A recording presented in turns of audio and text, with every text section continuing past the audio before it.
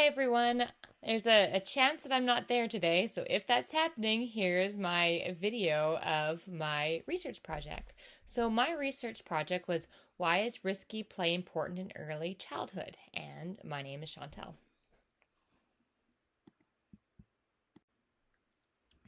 So the outcomes that I covered are what risky play is, adult intervention regarding risky play for development, and an Inuit perspective. So, what is risky play? Risky play can be thought of as thrilling and exciting play with a potential for injury. Active free play is where children are being active, they're not being stationary. So, they're not using digital games, they're not reading books, they're not doing anything structured, like structured sports. And just to note that play in general is risky. But the degree of risk in play can vary. This here is an image of Ellen Sandsetter. When I was researching risky play, her name kept coming up over and over and over again. So I think she must be like a guru of risky play or play in general. But anyways, one of the readings that we had, she highlights these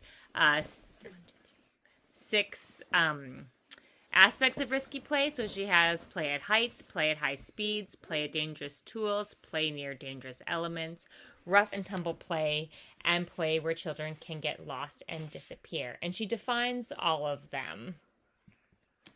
Of those six aspects, these three stand out as probably the riskiest. Now, they're also beneficial. So there's things that we can do as educators that mitigate how risky that these are. So things like playing with dangerous tools, they're really great because they can help children develop concentration.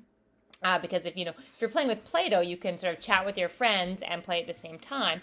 But when you're playing with like a hammer and nail or something like that, the children have to really pay attention to what they're doing. And it also can develop things for like creativity for stuff like building. Playing near dangerous elements, it's good to learn some of the risks of those elements and learn how to do them safely and the skills to do them safely. So things like water are super hyper risky. We can do these things as educators. We just have to mitigate. So if we have swim days, we could, recruit parents to help volunteer to do the swim day, or, maybe as a school involve the class in swimming lessons.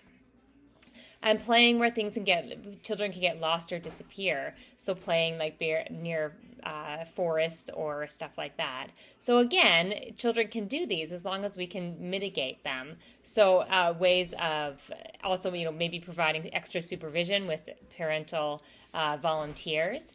And something I found interesting is animals do this one all the time. They may think, they let their kids think that they're watching them, but the mom is usually nearby doing something, and beware, she for sure is watching her children play. She just is, letting them be a bit free as they do it. So as educators and caregivers of children in the early childhood stages, we are involved a lot in judgment when it comes to how they play, things that we let them play with. So but as a goal of adults is we want to keep them safe, happy, and develop the skills to become independent adults. And risky play does this because it lets them develop skills of decision making between inter peers, or understand their limits of how aggressive they want to do risky play. Some kids want to climb a tree. Some kids are hesitant. But letting them figure those things out as independent players or as team players is something that risky play does. It promotes multimodal skill sets that can't necessarily be taught in a formal setting that we would in a classroom, but can be taught somewhat organically as groups as they engage with play that they think may or may not be supervised. And kids get excited about this. And as they learn to do some of these skills, they develop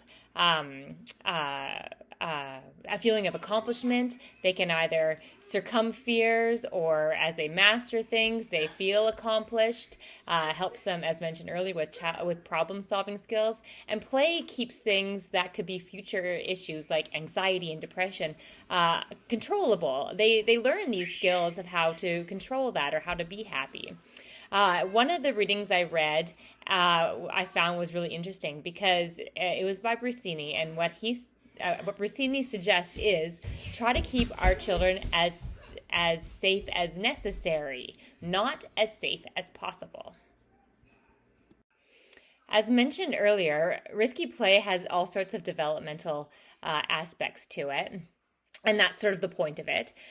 So risky play can develop feelings of excitement, feelings of fear, feelings of accomplishment, failure, as children can injure themselves, or as they master things, they can feel that accomplishment. And there's consequences associated with some of their actions. I remember, with lots of the kids I've dealt with, trying to say no or warn them to do things doesn't always work.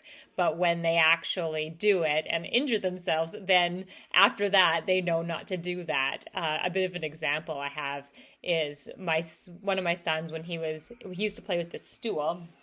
And this stool would bend and fold and have pinching points, and I would try to keep him from hurting himself with that stool. But it wasn't until he would actually pinch himself that he would stop and pick his stool up a bit more carefully, so he wouldn't do that. He realized a consequence to his action. They can develop some risk literacies, and I thought that was really an interesting point. So they can tell the difference between what is safe and what is not safe, and so on. I just wanted to show you this quick video. So this is me observing he's my 1-year-old son, and he's doing some risky play, and he didn't realize that I'm watching him, and I just want to show you what he was doing.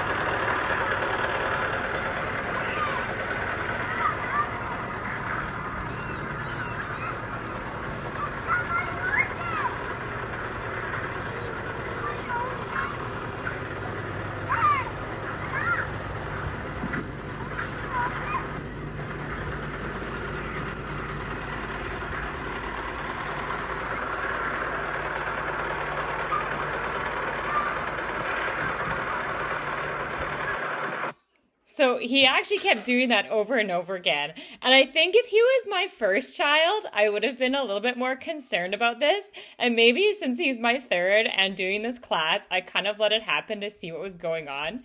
So I kind of describe my kids as this. Like, my first child was like China, and I made sure that he was safe in all things. My middle child was kind of like Tupperware containers. I made sure he was fine, but he was fine. And then my last child, I sort of describe him as like paper plates. I sort of just let things happen. So maybe this is what parents are supposed to do, but you could see he was enjoying himself, and he learned these skills to climb that stair and go down the slide, which is heights and speed of risky play. So some things I thought might be worth mentioning is that there are studies where parents were present during times of risky play, and that actually stopped kids from fully doing the risky play that they wanted to do. And I also thought it was worth mentioning that certain parents and educators use risky play as ways to discuss about safety and injury with their children. And after some of these discussions, the children and the caregiver or the parent came to terms as to what they felt was safe or not safe, and then they would do the activity based on those terms. So I thought that was really good with the way it prompted discussion. And then finally, I wanted to add a point about a different perspective. So in Canada, we're very much a colonial perspective. We have that influence in us, ingrained in all our government policies and whatnot. But I wanted to talk a little bit about a non-Inuit perspective. So this sort of risky play is somewhat new for a non-Inuit parent. We have think of risks like abduction and injury.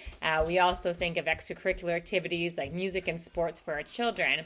And so that's why risky play is a little bit of a new concept. But to non-Inuit people, it is not. It is something that they've practiced for generations.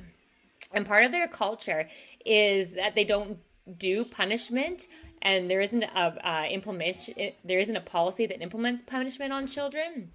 And so, like Inuit people are very in tune to the land, and they let their children explore this type of play a lot, and the children learn from their environment. They learn from each other about this. It's just part of what they do.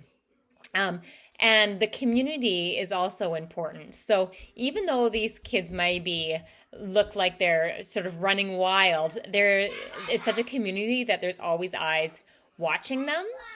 And then another neat aspect that I thought was the patience that is imposed in Inuit culture. As colonials, we tend to get impatient. We learn really quickly. We have a lot of information brought into like a small amount of time.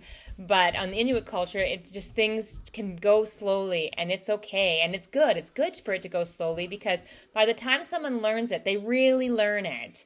But in sort of our colonial culture, we'll learn it in that time that we need to learn it, and then that learning peters off as we don't use those skills. So just a few conclusions to the end of my research presentation. So play is fundamentally important for development because it provides a multi-dynamic teaching platform. Children experience situations, learn from them, and adapt to them. Adding extra risk to play encourages children to be curious and push themselves. A goal of parents, caregivers, and educators is to provide children with the key skills they need to develop, survive in the world.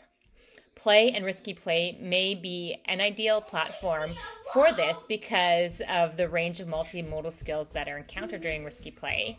And children encounter simple fear, excitement. They learn on their own. They learn to make good decisions. They learn about complex emotions. They have good discussions about themselves. They learn their limitations. So it has all these different things that it covers. And then I just wanted to bring it back to that final point by Rossini is safety is important, but as caregivers, we want to keep our children as safe as necessary, not as safe as possible. And then here are just the references that I used in my slideshow. So thank you. Have a great rest of your summer, and bye-bye.